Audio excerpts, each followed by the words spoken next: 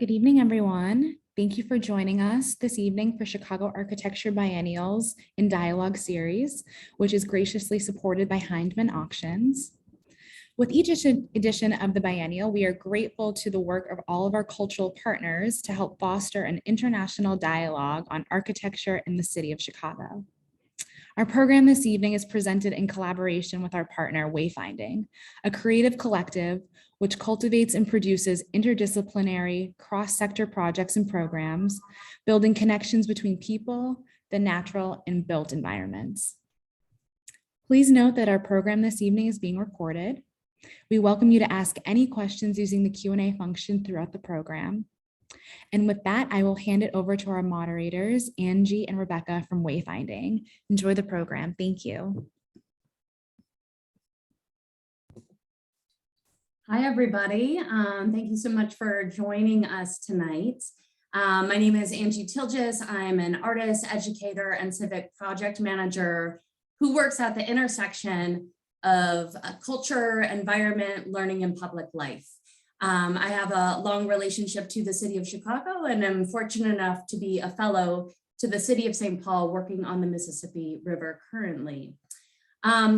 I'm just going to warm us up. We're gonna share a lot of information today from this great list of speakers, but we want to invite you all into the conversation in the spirit of wayfinding. So please use your chat throughout. We'll kind of save over a lot of the questions once we get through all the presentations, but chat away as we go so that we can keep mark of who's here with us in this virtual space.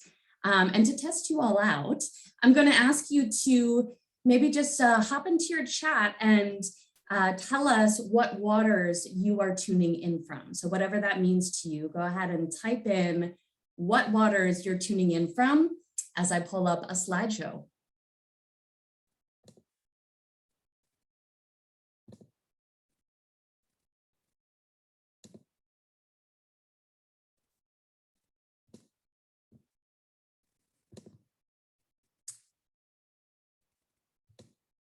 All right, and Marguerite, please let me know if there's any kind of shadow coming through as I share screen. Sometimes this happens in Zoom. So everything look good and clear to begin? Yes, everything looks great. Fantastic. Thank you so much. So thank you for sharing your waters as we get started tonight.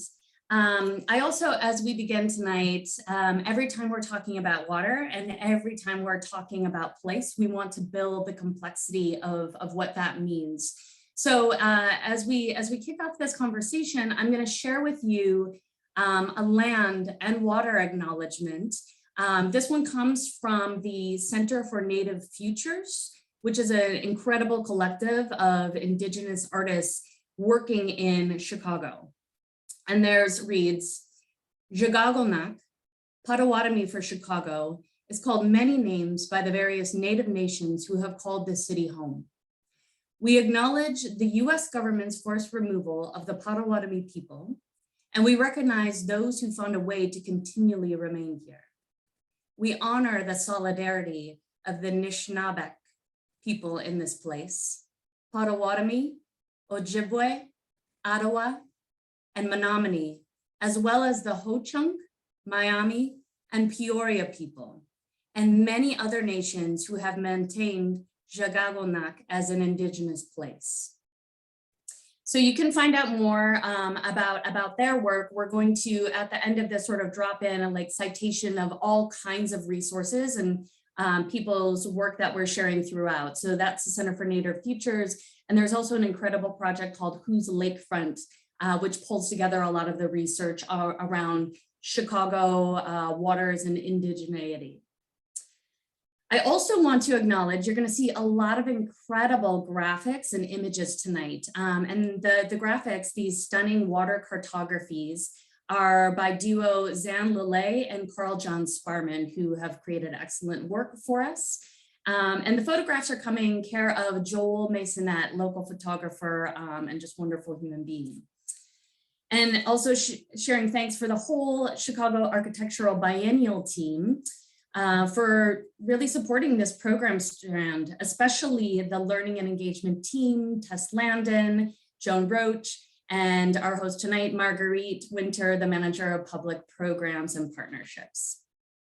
So this year's biennial theme felt super resonant to us and to the ways that many of us sort of experience the dynamics of the city through the creativity and action of our neighbors. And while David Brown's thoughtful research sort of primes us to the vacant lots and the community articulated spaces, we kept thinking about this question, where's the water? So Chicago is known internationally as a deeply designed and exquisitely built place. Our open lands, public spaces, and water are built too. Water in Chicago is at first thought Lake Michigan, but if you spend a bit more time contemplating water or walking through any neighborhood in the city, water begins to reveal itself. The river systems, the lagoons, the marshes, the wetlands, the infrastructure of water pipes and deep tunnel sewers, the neighborhood hydrants, the public pools, the splash pads, the drinking fountains. And then integrated into all of this are us, our human bodies walking around, 60% water pulsing through the city, the lake actually within us as Chicago's main source for drinking water. There's so much water here. And given that, who really knows water in the city and how do they know it? So it was this question that brought myself and my partner, Rebecca Hunter, into this wayfinding practice. And we proposed a series of water wayfinding and community studios to the biennial as a way to explore the natural infrastructure, water in our community through the stories of our neighbors, centering youth while really promoting a multi-generational dialogue. Over 3 months, we facilitated intergenerational neighborhood-led tours in 3 distinct Chicago neighborhoods: Albany Park, on the Chicago River, Golden Gate and Oakdale Gardens on the Little Calumet River, and a citywide youth-led conversation at Garfield Park where the lagoons wrapped around us. Our goals in this are really simple. One is to cultivate the neighborhood water discourse by sharing distinct and disparate perspectives on water in our city. 2 is to encourage participants' connections between water and the built and natural environment. And 3rd is to introduce participants to architecture and design as tools for community civic-led empowerment. So today we're joined by several community members who were leaders on these tours. Over the next 40 or so minutes, we will set context for 3 different sites and hear individuals share their unique water perspectives to those sites. We'll follow all of this with a Q&A, and again, encourage you all to use the chat function to type in your questions as we go.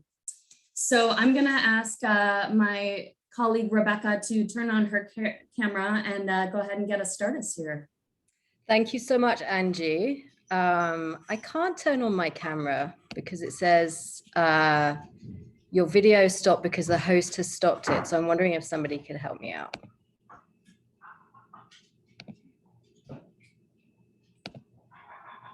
One minute and I'll help.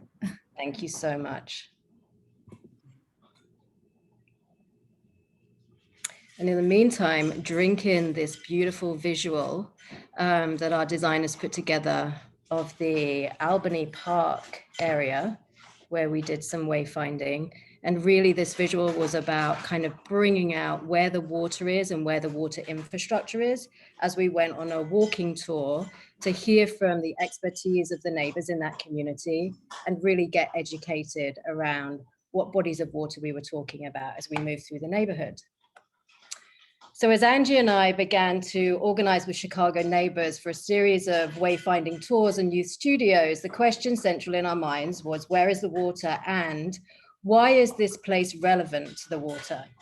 What is the community's relationship to water, be it river, lake, lagoon, and all the access questions that arise around water sources? How is the community engaging with and responding to conservation and access initiatives that are happening specifically along the river? How are these developments received, understood, And where does that development conversation, where is the ownership of that development conversation in the community? Our first presenters that you're going to hear from tonight were wayfinding partners for a water wayfinding tour in Albany Park neighborhood.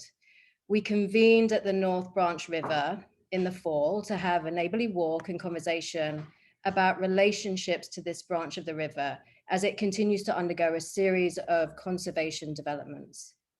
This conversation was sparked by the North River Commission, based in Albany Park, who are leading ongoing river and neighborhood connectivity initiatives that, quote, leverage the Chicago River for equitable economic development in Albany Park.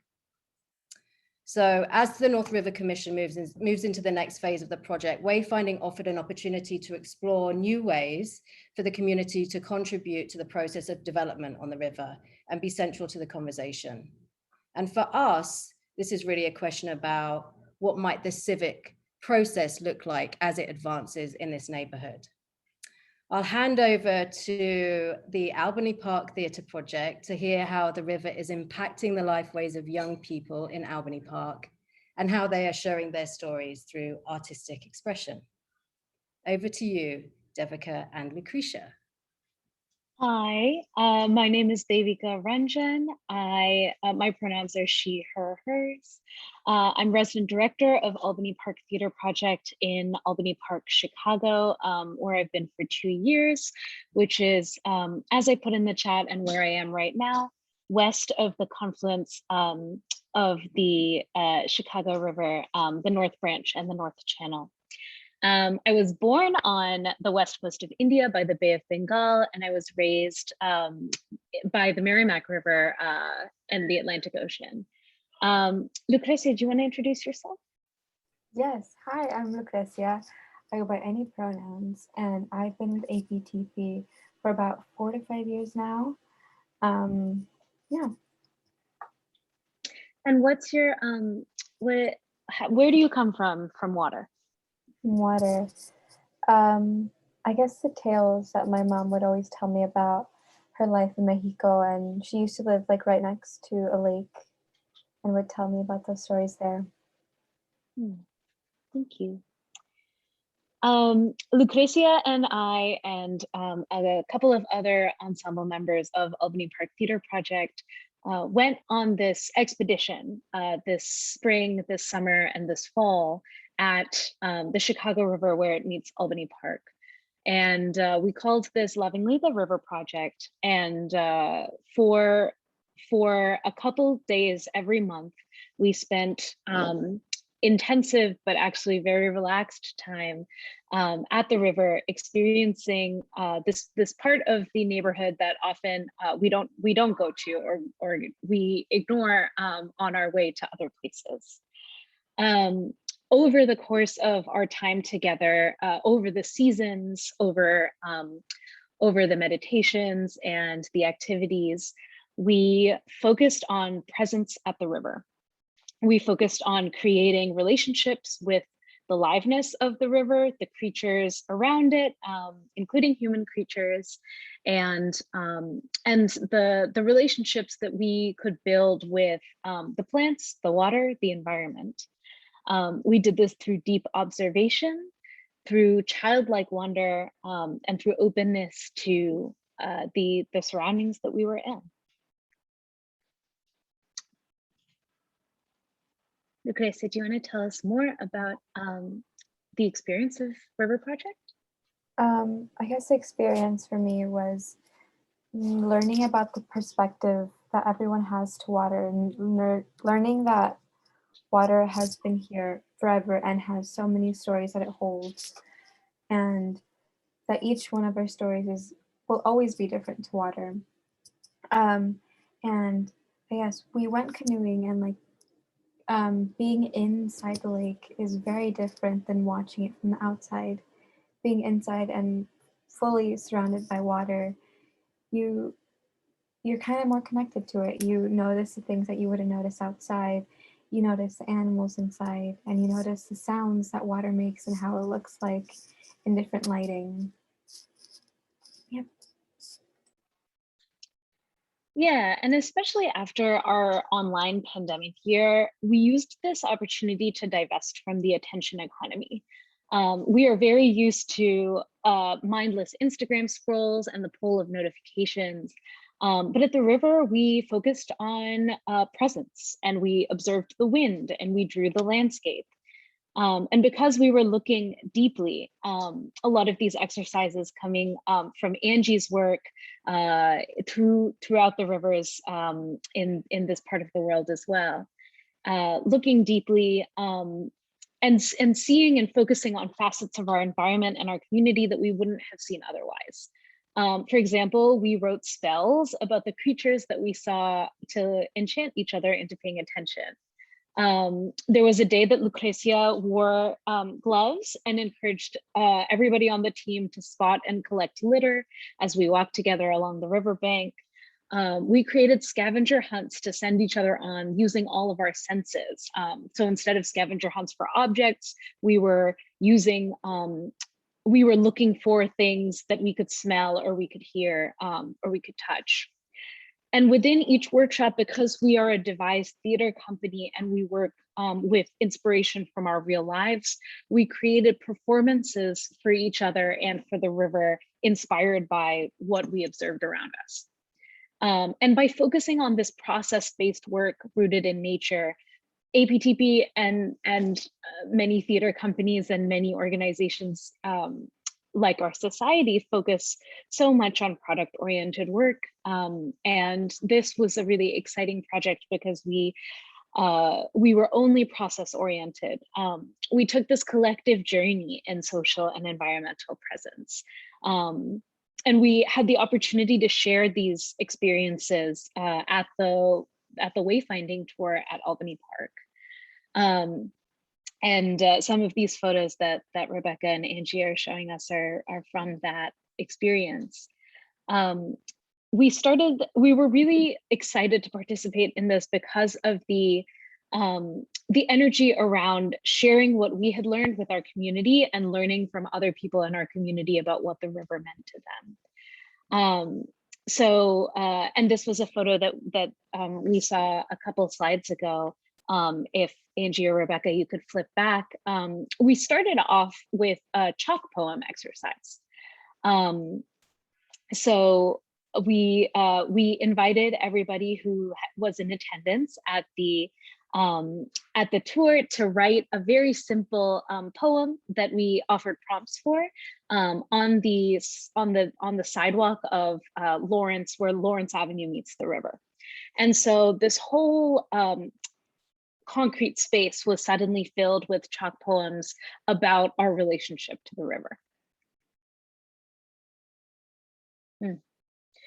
This one's reading, "The river is all around us, rises with the rain." And these were very simple observations about what people saw, what people were feeling, and suddenly the whole space was activated in art. Lucrecia, you want to talk about the experience of participating in the chalk poem? I really enjoyed the chalk poem prompt. I was partnered with another member of the River Project, Vanessa, that's her name. And I remember just like sitting down and talking and just focusing everything around us, focusing on the sounds that we heard, the things we smelled, the things we felt, we saw, and we just wrote. We wrote whatever came to heart when we,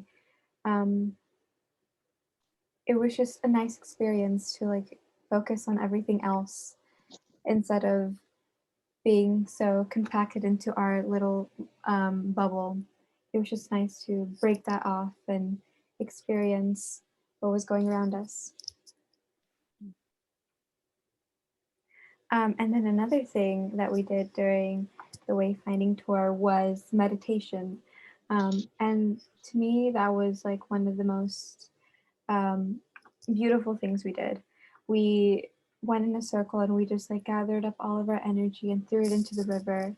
It was like a give and take to the river, and just being grounded and realizing that we are on this we're on this tour and we're here and we're standing on this land and we're right next to the lake, it's just, you realize that you aren't alone, that water will always be there and that nature will always be there no matter what's going on.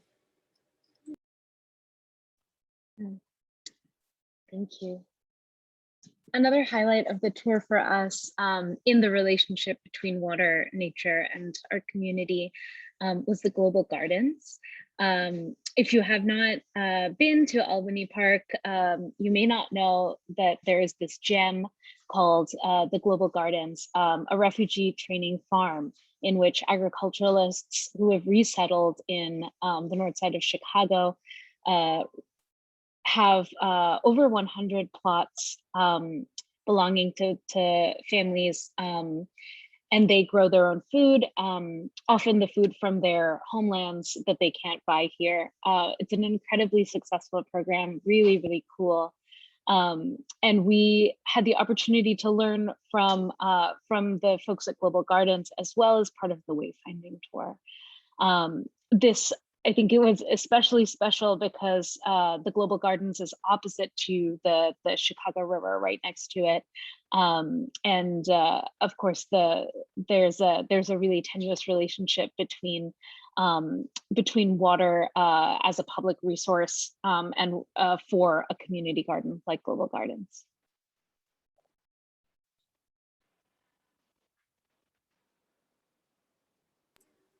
One thing that I would like to add, from this tour, I think I'd want people to know more about the history of the lake, know more about the power it has within the community, connecting back to Global Gardens and how important it is to know what things we can do with the lake and how we can preserve it, how we can make it safer for everybody else.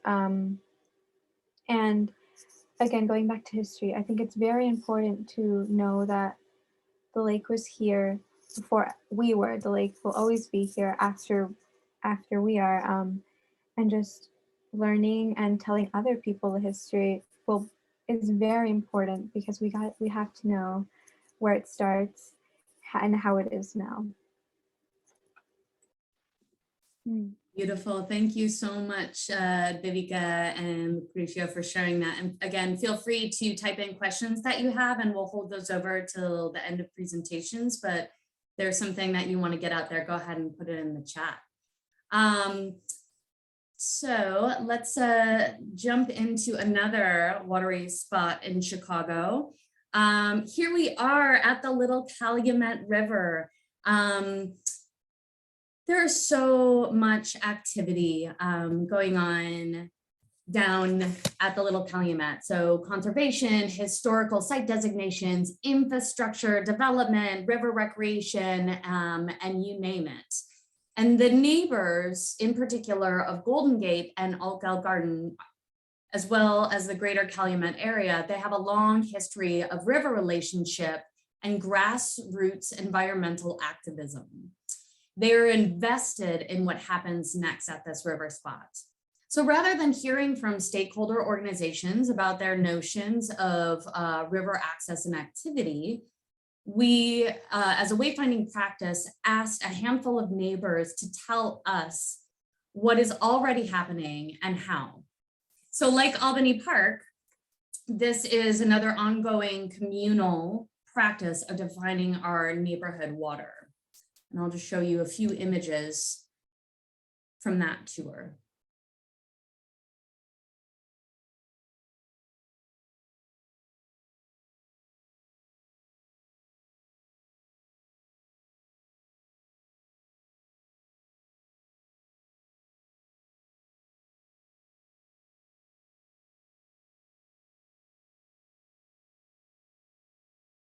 And I'd like to invite Michael Taylor to please join us and share a bit of his relationship with the Little Calumet River. Michael, go ahead and turn on your camera. Can you hear me? Perfect. Okay, great. Good evening, everyone. Thanks for attending. For me, the relationship that I have with the river, I'd like to think is holistic. I started off as a boater, I guess you'll say, on the Little Calumet River, just like all the other boaters that's, that's down there at the marina, running up and down the river, having a good time partying. But it wasn't until I took up the sport of paddling, kayaking, where I was actually sitting on the body of water, where you actually begin to appreciate and look around at the environment. And you're not just out there partying and having a good time. And what I saw was fascinating, actually, fascinating and sad at the same time. And when I say sad, I saw so much garbage and debris that was on the river. It sickened me.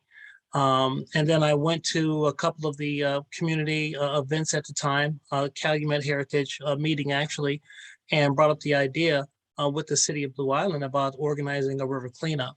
And we organized the very first river cleanup, and I think that goes back about 10 years now, where we started to do that.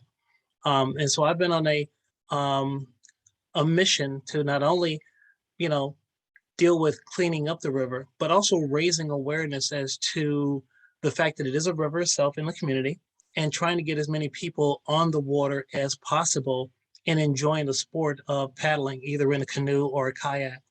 And so I've worked very diligently with Open Lands. My hat's off to the guys at Open Lands, as well as the Cook County Forest Reserve, who've been very active and in sponsoring and supporting me with an annual river cleanup and / introduction to a paddling event that I have every year annually, the first weekend of June. Unfortunately, we've missed the last 2 years because of the pandemic, but it's on my calendar for this year. So crossing my fingers, 2022, we'll be back on the water again. I think that, people need to understand and appreciate what it is that they have in their community, for those of us who live on the south side and the south suburban area. And I didn't myself until I got on the water. The Little Calumet River has two components, right? So you've got the upper part, which is actually the smaller portion, and then the lower part of the Calumet River, which is where it connects to the CalSag. That's the industrial corridor, right? That's where you've got the commercially navigable waterway. It's deep, it's wide, and that's the body of water you see most of the time on the pictures. And I have paddled that as well, but my preference is actually the upper portion, which is smaller, because I think is a great venue for a beginner to learn how to paddle. I always tell people that, don't be afraid if you fall into the water, just simply stand up, because the water's only 3 to 4 feet deep at that point. And it's got a lot of character. So at one point, the upper Little Calumet will snake through, going from Calumet City through South Holland, up through Harvey, go through people's backyards. And then once it passes going northwest at Halsted, at Kickapoo Woods, now you've got it going through the land owned by both the Forest Reserve, and I believe the railroad owns some of that land over there as well. But there, because it's all wooded, it really does feel like you've gone back in time, to maybe the 13th, 14th century or something, because there aren't any more houses, and all you see are just the animals and the trees, and you'll begin to see the turtles, and I've seen the deer. You've seen all kind of animals that you don't see in the other areas. So it's a lot of character that's there, and it's a great paddle, it's great exercise. And I try to tell people you don't have to, travel outside of your community to enjoy this. And so between the attributes of both the upper portion of the Little Cal and then the lower portion of the Little Calumet River, you've got a fantastic place to play. A fantastic place to put a canoe or a kayak and go out on. And I enjoy them both.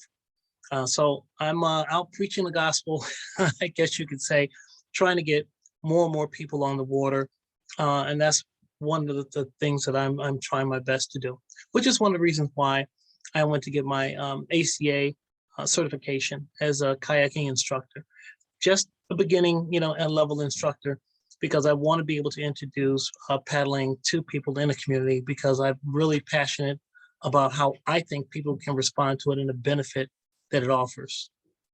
So any questions? Comments? Anyone? And again, go ahead, folks. You can type questions or comments into the chat, and then we'll kind of fold them over till to the end, and we can come back to them, and Michael can share answers and more reflections. Michael, Yeah. that was really fantastic, and I just love how you make visual through your language what it is like to be on the river, moving through the community. Thank you so much for being with us tonight. It's nothing like it. Either first thing in the morning, 6 in the morning, and being out in the summertime and seeing the mist in the morning time is a great thing. While everyone else is busy, stuck in traffic, going to work, commuting, I'm on the water, and there's no better place to be.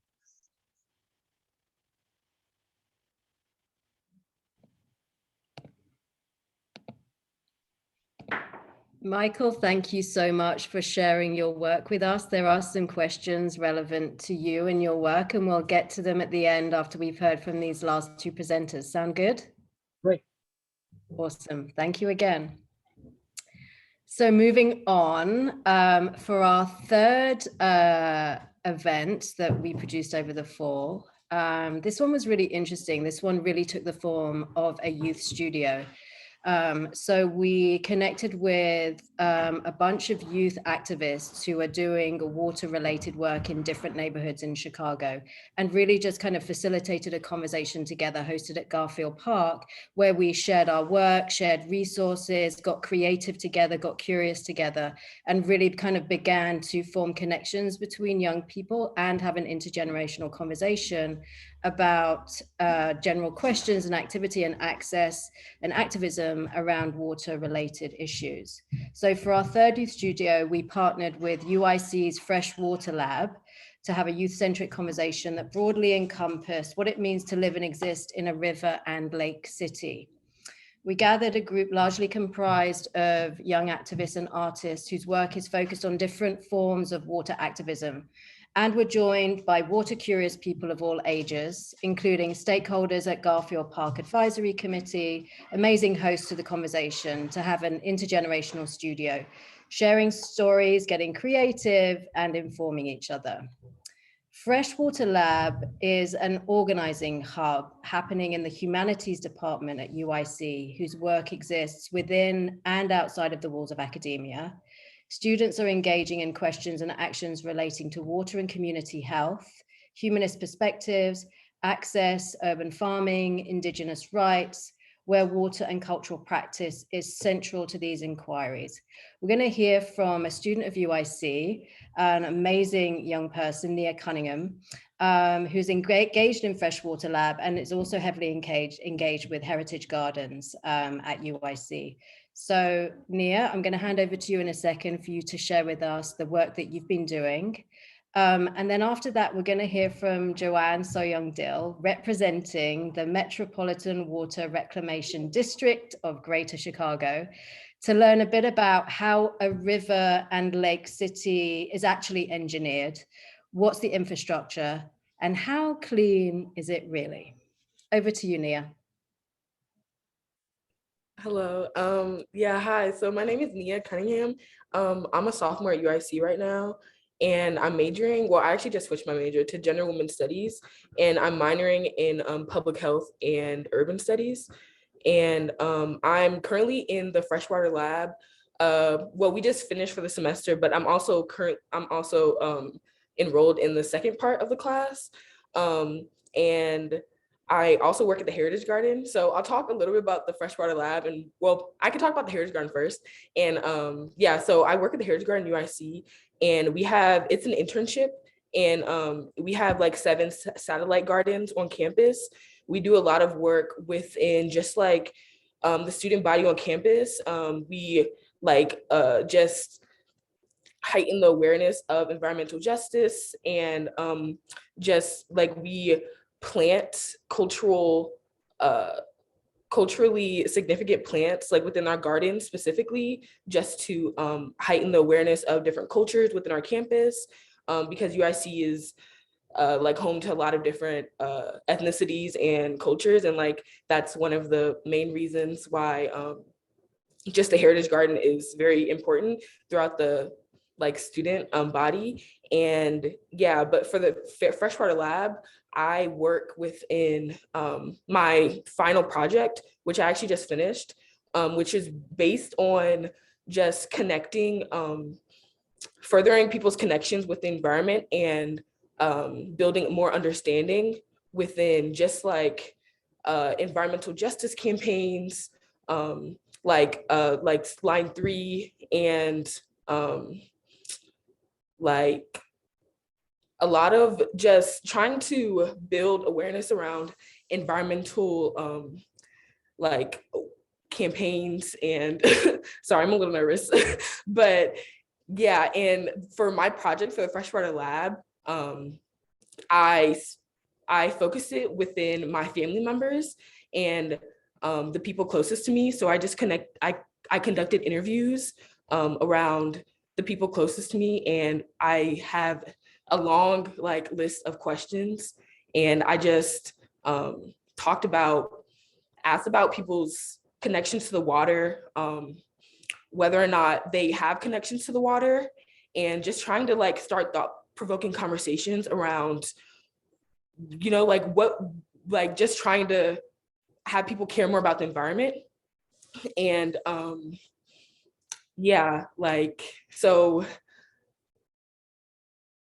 I'm sorry, I'm really nervous, but yeah. Yeah, you've got this. Is excellent. I'm just curious because I do know a little bit about your research with your family, which has been so beautiful. Is there anything surprising that you learned as you've been interviewing them about their relationships to water in the natural world? Yeah, actually, the first interview that I had was with my parents, and I talked about, or I just asked them questions about whether or not they were aware of the environment and whether or not they were connected to it.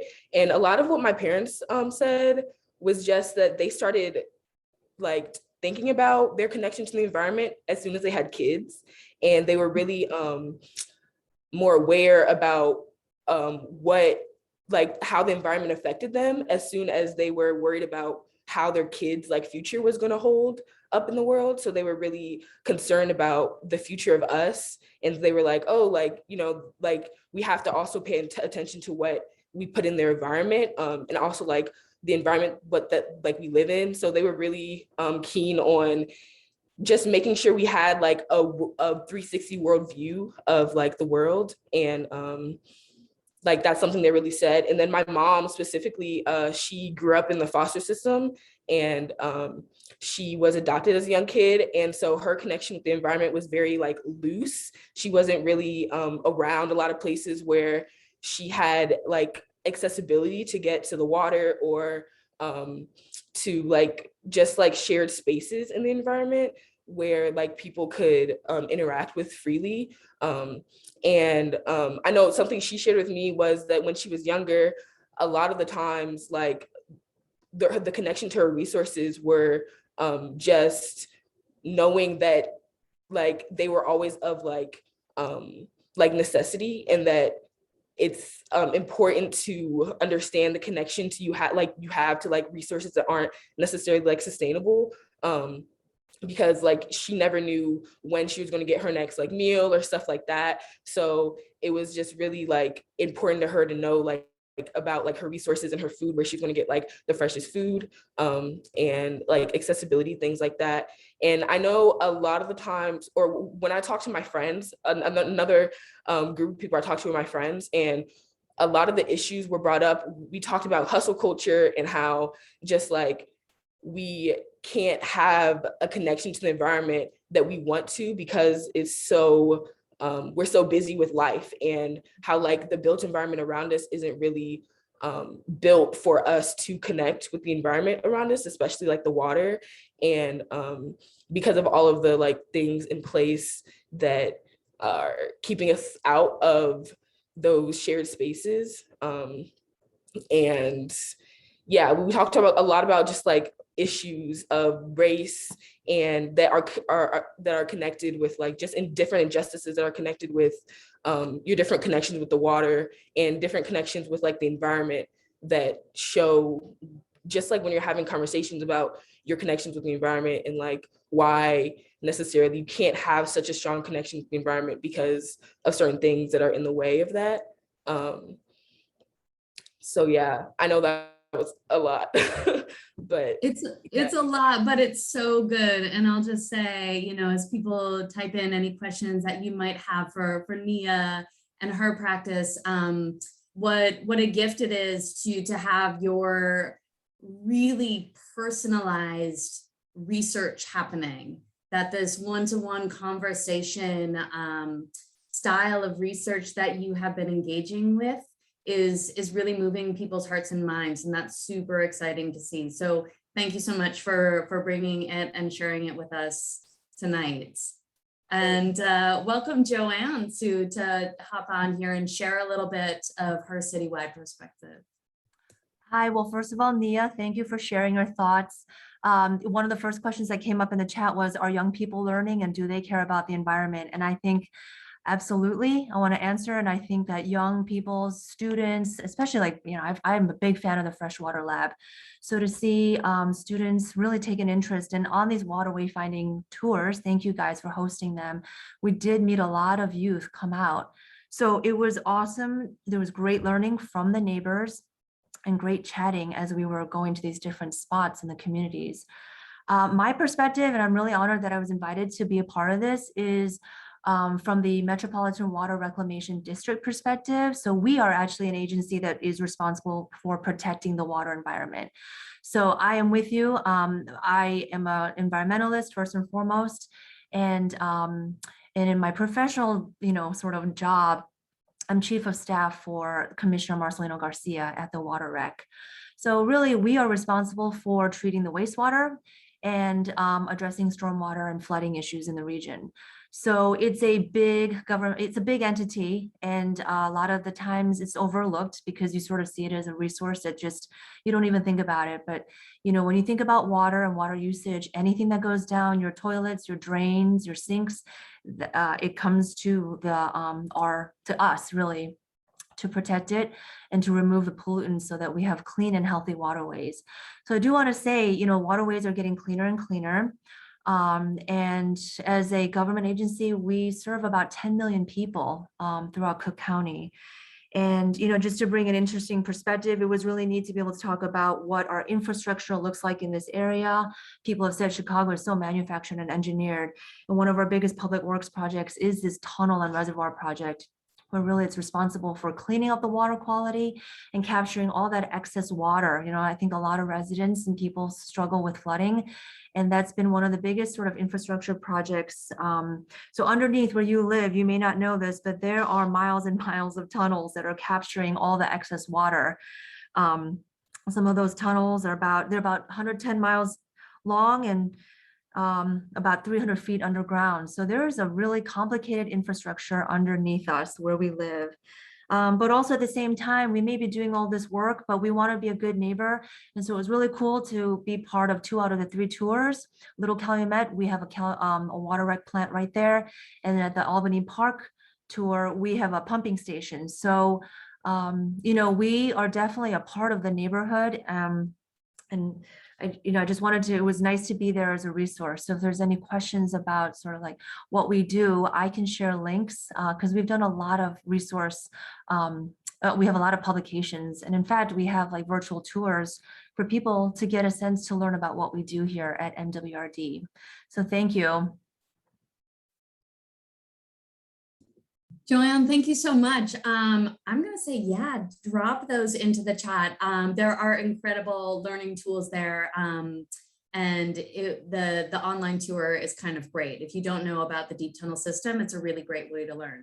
So I'm going to invite now for all the panelists to turn on your cameras. You can keep on mute until we get to the Q&A, but I'm going to just open up some of our questions here. Give me a moment.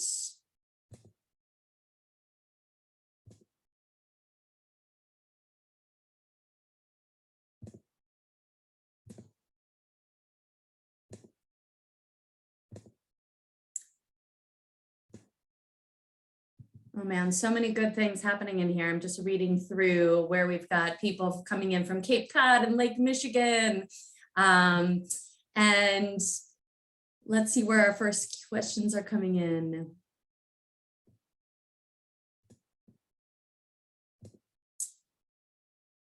Maybe in the Q&A here.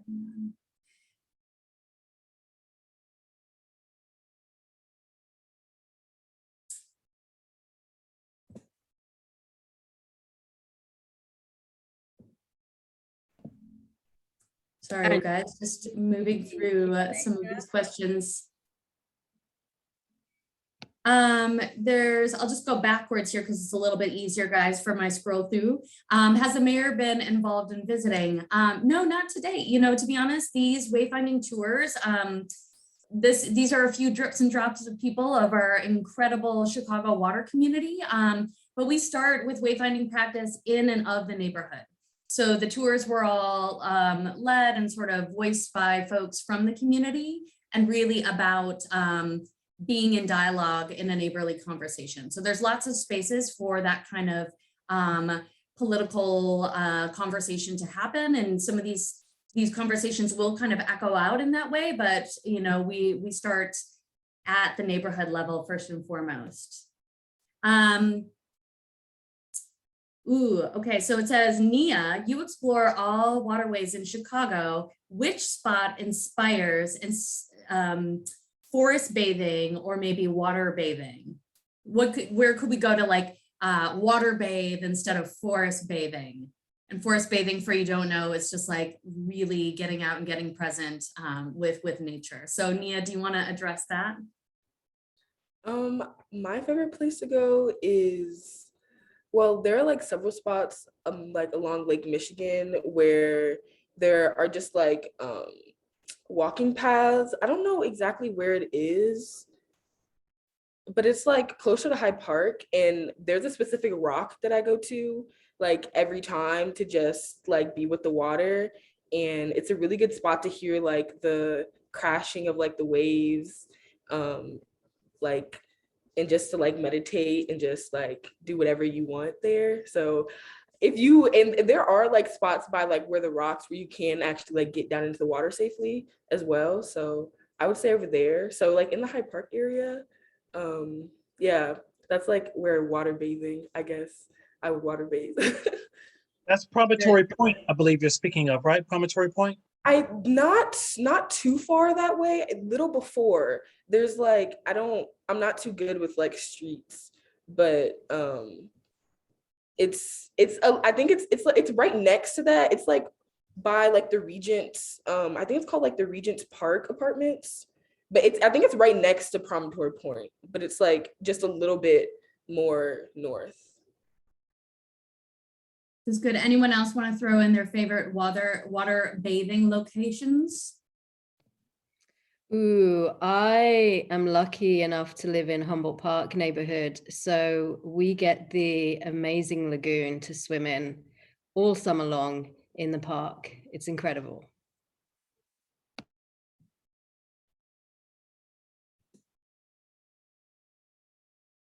Well, for me, I would have to say the upper portion of the Little Calumet River in a boat. Now, I would not recommend getting in it.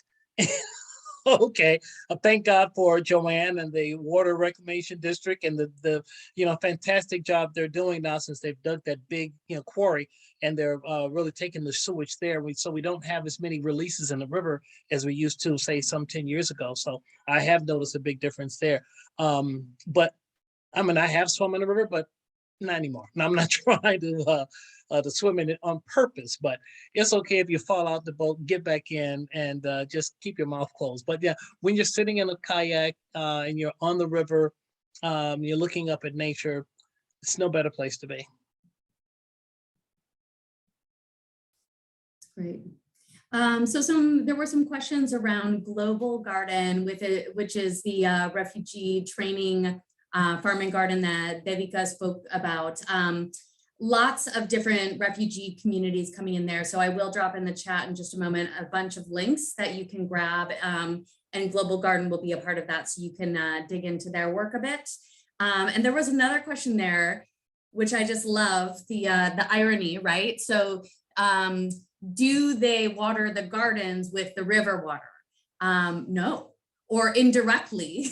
It's actually coming right now through the hydrants. So they're, without getting into all the rigmarole, there's most community gardens in the city of Chicago are linked in with their local hydrants, and that is where the water is coming from for Global Garden at the moment.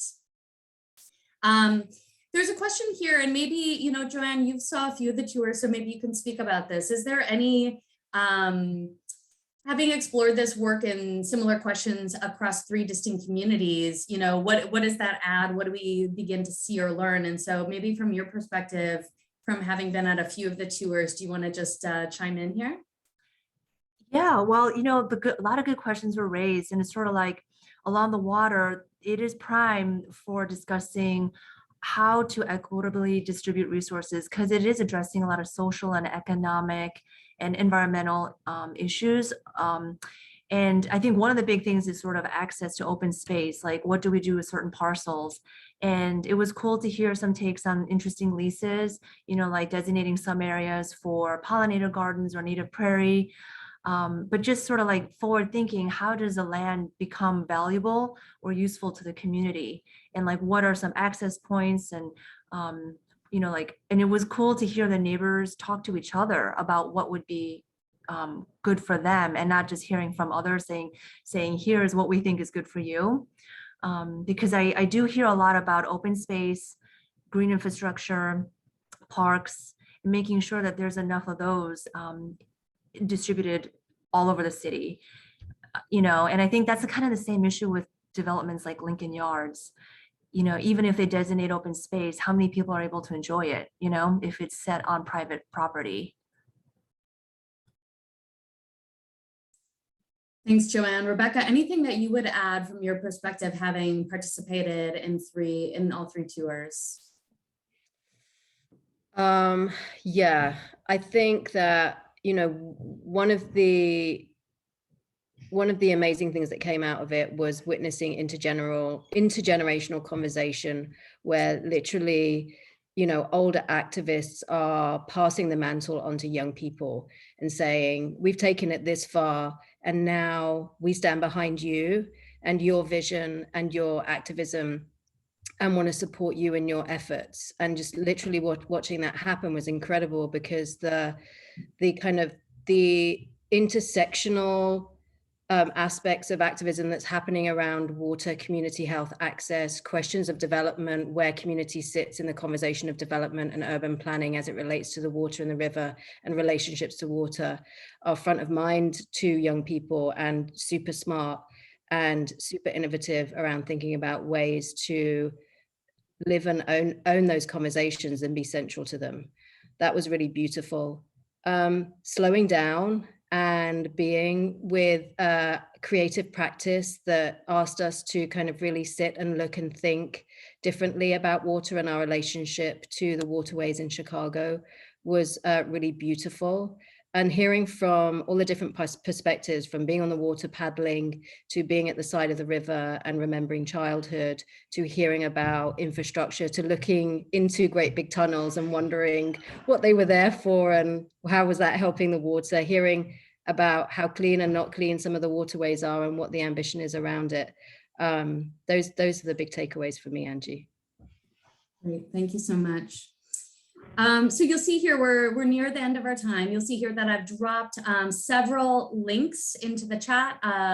Other entities that have partnered with us on this wayfinding practice thus far. I'll also add in the Gmail if you want to get in touch with us.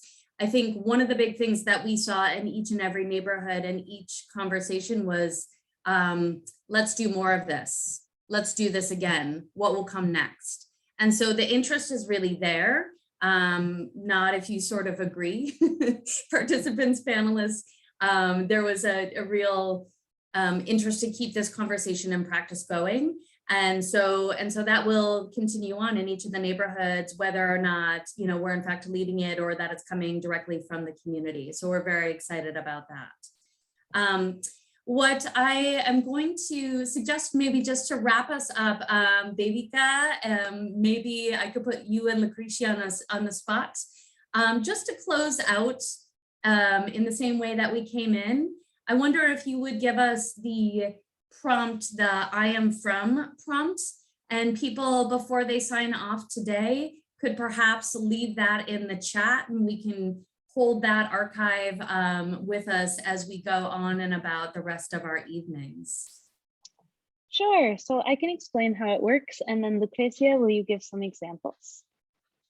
So I come from is an exercise that we do all the time at Albany Park Theater Project, because our storytelling comes from true stories.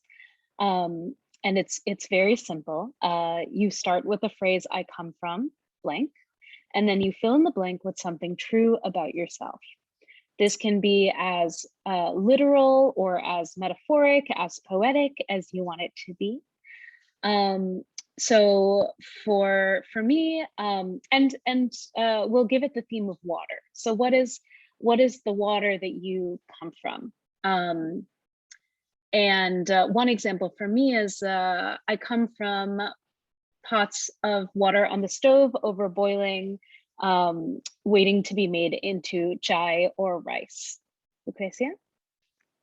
And I come from the water that my mom makes with empanadas. When our hands get too sticky, she would pour water on our hands to make them not as sticky. Awesome. Angie, do you want to do one? And then we can ask people to fill it in the chat. Sure, I come from the headwaters where the Mississippi begins. And maybe just each panelist give us one, and then people can go ahead and put them in the chat. I come from the freezing cold, salty seas of England. Passing to you, Joanne. I come from the large rocky stones of Lake Michigan. And I come from Julian High School swimming pool, which is where I learned how to swim when I was a kid. I come from the YMCA chlorine-filled swimming pools that I was thrown into, learning how to swim. Yeah. Thank you. Great. Thanks again to everybody for attending and joining us in this conversation, and to my friends and panelists here for participating today. I really appreciate it. Thank you so much, everyone, for joining us. Thank you to Angie and Rebecca for bringing these amazing speakers together for this conversation this evening. We will be posting all the resources that were in the chat onto our website, and so you can go revisit those. And then this recording will also be available on our YouTube channel on Monday. So thank you so much, everybody, and enjoy the rest of your evening. Okay, bye-bye. Thank you. Thank you.